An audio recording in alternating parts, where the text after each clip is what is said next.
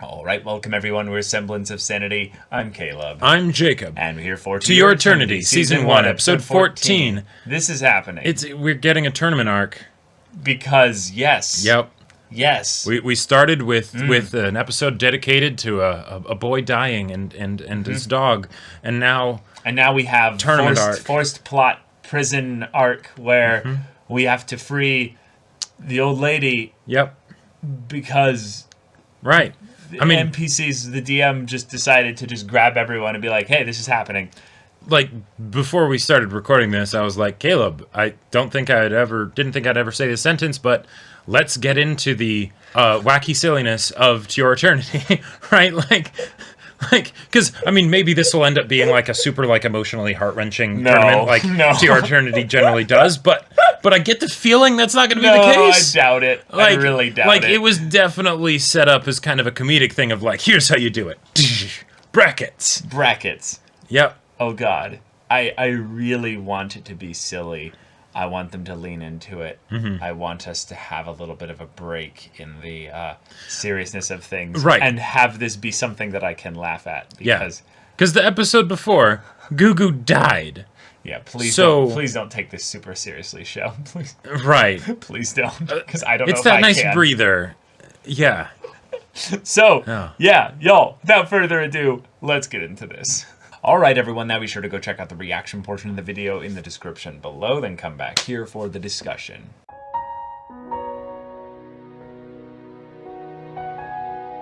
Okay. All right. So first things first.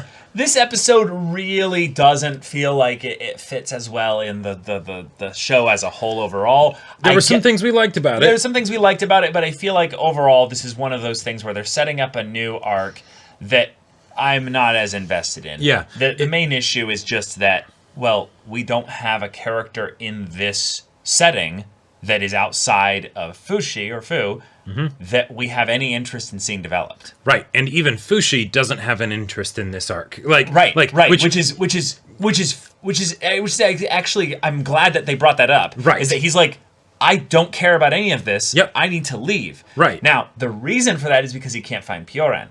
But the idea that Pyoran, this is, I'd say, the main problem I have with this, is that the reason why Pyoran they gave is that she is getting restrained here is because she's a murderer. Now, the reason why she's a murderer is because of something we didn't have any kind of build up to. We said she was a criminal in the past. Right. But the idea that these people, by the way they've set up the world, shouldn't care about her murders. Right. They absolutely do not give a shit, right? Yeah. About killing. So why would they care about her? Right. So what they need to have set up is basically that other people that they did slightly set up as the idea that Tanaki had Pyoran sent here, like basically like tried to get Pyoran on this boat. Right. But we haven't met them yet.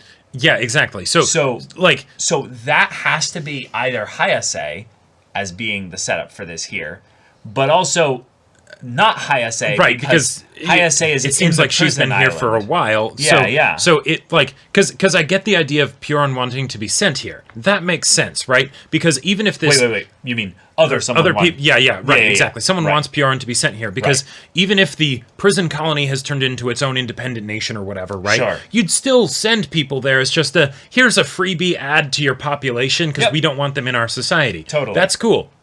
But that would have no effect on how they would treat the person. Yep. In fact, they might be like, hey, exactly. Welcome, you know, right? It's great to have you. You'll fit because right we saw in. Prisoners living lives here. Right. Now, the reason why I think they're setting up is that she's not necessarily in any kind of bad situation is just because she's older and can't be put to work. Right. She is in a different area and Fushi just has no way of interacting with her. Right. She could be in the equivalent of a retirement home on the island for all we know. Where she's basically knitting clothes for people. Yeah, where they're like, hey, the life expectancy here is about 26, so if you end up like actually surviving this long, cool, here's some things that you can do because it's just menial labor or something. I don't know, right? She's probably doing some equivalent of that, And given that she doesn't have too many skills, really, it's probably also a thing of where she's not necessarily in a place where she's being fed or taken care of that properly. So I definitely think she would like to leave once we find her. Right. But there is that possibility of where she's like, oh, actually, you know what? this isn't that bad. If anything, Fushi, leave me. Sure. Like this is... Yeah, these people take care of me here. These people take care of me. You need to go on to the other island, to the other place, basically, and get those animal forms. But even then, the reason that she was traveling with Fushi in the first place was not a, it was a, I'll stick with you because I don't want you to be alone, right? Right. And makes sense. Yeah. And yet then we have that awkward thing of where we have to question the point of this arc in the story on the grander sense. Yep. Because right now, I think I can start to see what they're doing in this episode. The previous episode, I couldn't tell. Yeah. This episode, I'm still pretty confused, but I have a slightly better idea because I'm 99% sure that's Hayase. And what I think they're trying to do is they're trying to set up something to tie in the consequences of a previous arc that spill over into a new arc, which is interesting. But Hayase as a character is one that I'm like, why her? But also, if it's her, why is she acting insane? Yeah, Like, I understand that what happened might have seriously ruined Hayase's life. Yeah, screwed over her life, right? Yeah. But like, there's a few issues that I have with this. Right. There's the why is all this happening, which very much feels arbitrary. You can see the man behind the curtain, and not even necessarily just the author, but even potentially the genre demands of we need to have excitement, we need to have action, we need to have a tournament, a gaggle of kids and that can be friends and all that stuff, right? Even though it's like, no, we don't want any of that. No. But then two, and this is way more important, we don't have an emotional core, right? Yeah. Because in a very real way, Fushi also lost his emotional core. Yeah. Gugu's gone, right? Yeah. And so here, so spending time focusing on Gugu is great if we were doing that. But the most time we spend focusing on Gugu, which was, in my opinion, the best part, was when he was talking to the being. Yeah. And he was presenting him with the awkward thing of, hey, I did tell you. I don't think you should stay here with Gugu. Gugu shouldn't be the one to protect you. And you made that choice, and you had 4 years of happiness, but now he's dead because of that choice. Right. That's okay as a choice, but you need to think about what you want. You now know what the implications of making that kind of decision are. Exactly. I get the feeling you're not going to make that decision again, but and that I loved that conversation. It's introspection. Right? Yeah, it's introspection. That's an emotional core that we can do, and is that we have a main character that we actually are interested in his journey. Because from a certain standpoint, I get why this arc is here and why it's so tonally different. It's the breather for what we've just had, right? Yeah. But not a lot of time is spent actually having it focus on the recuperation, I feel like, and it ends up just feeling weird. Yeah. And then on top of that, there's the idea that like, why are all of these characters like finding each other here, right? It's okay, Hayase, she's here, awesome.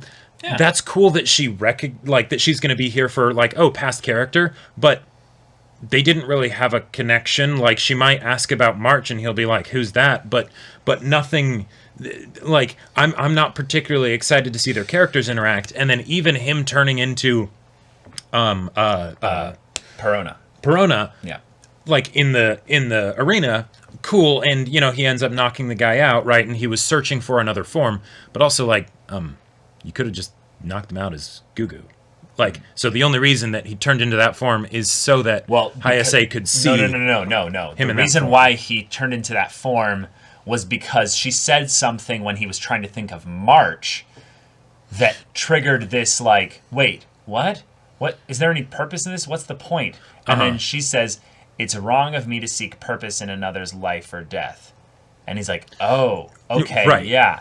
So then, in that moment, he empathized basically with her words. Yes, and I liked that bit of a callback to show his connection to her, because since his strongest connection in that arc was to March, not Perona, even though Perona was a great character, right? Yeah. If he's going to take on her form, it's good for us to understand, what the emotional connection is there. Well, cool. Right, but also the idea that I think he was trying to turn into March essentially there, and he couldn't. He can't because he doesn't have any memory of her. Right, and he ends up turning into Perona. So he gets the next closest thing, and that's something where he doesn't even fully understand why he did that. I think it's that he definitely felt that emotion that came from the no, I'm not going to seek purpose in other people's lives or deaths. Like, whoa, okay, I think you might want to process what that means, Fushi, because I don't even think you know fully what that means. Right. It's just a thing that feels right here because you just experienced Gugu's death, which that'll leave a mark. That'll leave a mark, yeah. One of the other things that I felt like was kind of thematically in parallel to that, but I didn't fully understand the reason behind it. The reason behind it, other than I guess world building, is that apparently there's some instincts from his forms that go beyond his own desires, which I feel like we haven't really seen before. But the wolf thing. But the wolf biting the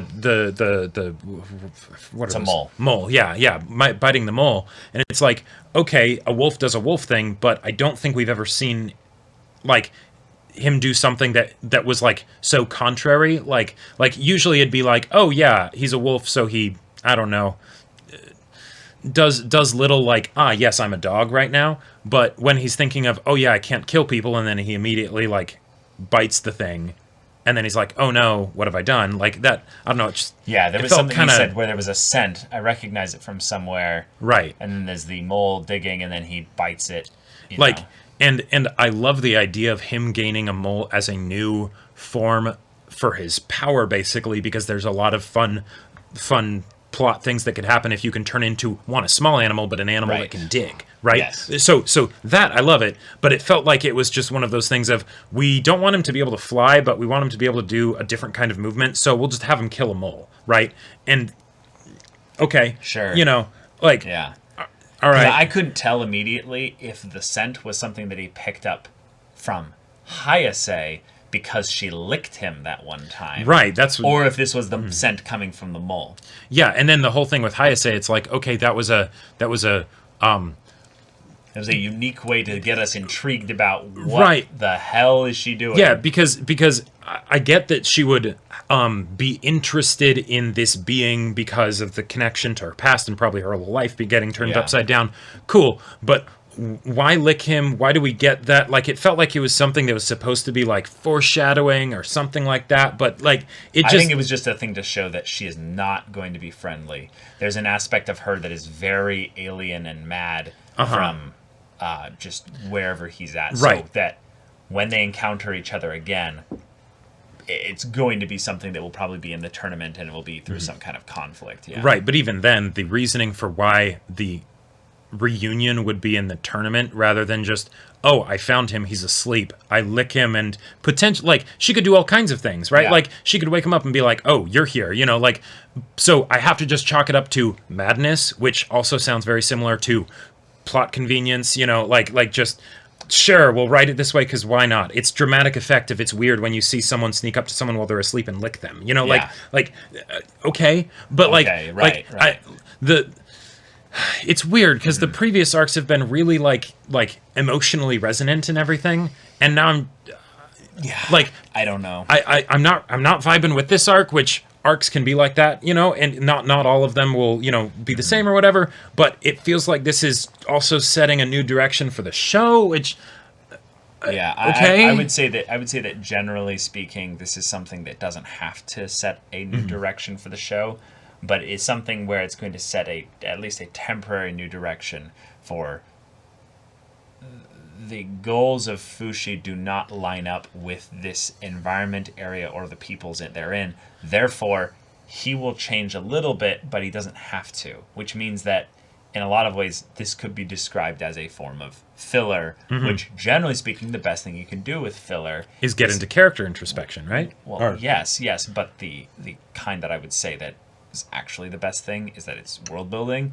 Okay. Character introspection, I would say, is something that if it doesn't count as actually canon, then you don't really want to do it there. Because, sure, all right. But world building is something where you're just answering questions before they needed to be asked, and it's like, okay. Okay. Yeah, possibly could be something interesting that Hayase could bring to the story, right? If she talks with him, after a certain point, and the issues with the details of the execution of this arc, I feel like they're things that bother me a lot more because the arc was very much you're doing a thing and then suddenly you get ripped out of it and we're gonna send you somewhere else, and there's a trust with the author of basically, okay, you're doing this for a reason, right? Since this is so disconnected, right? We're gonna get some cool stuff, and the stuff with the you can be our eternal leader. that's cool. Or the horror of, oh my god, you can't die. Now there's a cult following around you. And Right. They're gonna start exploiting People find you. out about that, and They're gonna start like doing all this stuff. Then there's the idea of them being like, oh, I could bite it out of you. It's like it's like, okay, but I'm just kind of left with the feeling of like, what's the point? You know, like Fushi.